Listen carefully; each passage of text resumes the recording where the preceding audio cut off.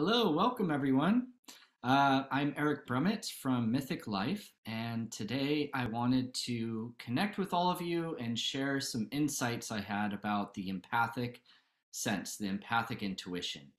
Um, some of us may not realize, but we are deeply empathic. We feel, and our feelings, our emotions, our senses are a way of connecting with our environment. Every feeling you have, every emotion you have has an intuitive field to it. And therefore, a lot of our feelings, a lot of our sensations are actually a form of intuition called an empathic sense. And it can be really overwhelming to consider the fact that we're not just feeling ourselves, that we're actually feeling the emotions of others. We are feeling the thoughts and sensations and illnesses of other people. And we're walking around interacting with all of these people. This makes me think of a student of mine. She came to work with me on feeling overwhelmed. She felt exhausted all the time. She felt overwhelmed. She felt really closed in, closed down.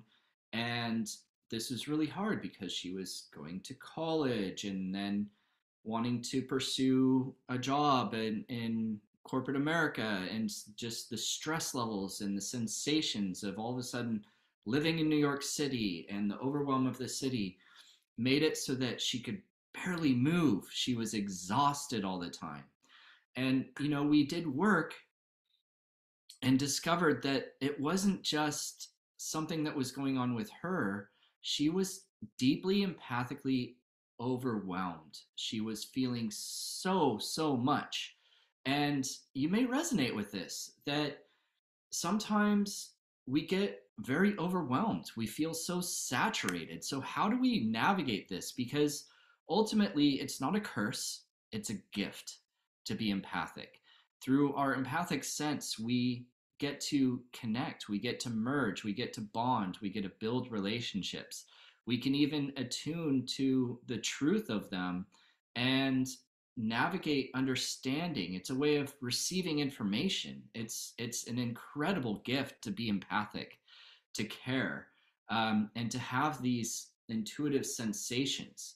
So when we learn to acknowledge and discern between what is self and what is outside of self, then as we build our esteem, as we work through limiting subconscious beliefs, as we address the traumas that we carry genetically. For example, this person I'm thinking of, when we tracked it, when we did sessions and worked on it, it didn't go back to her hardships. It actually went back to absorbing the trauma her mother grew up with, and that she felt saturated by in the womb and coming into this life and having these sensations that overwhelmed.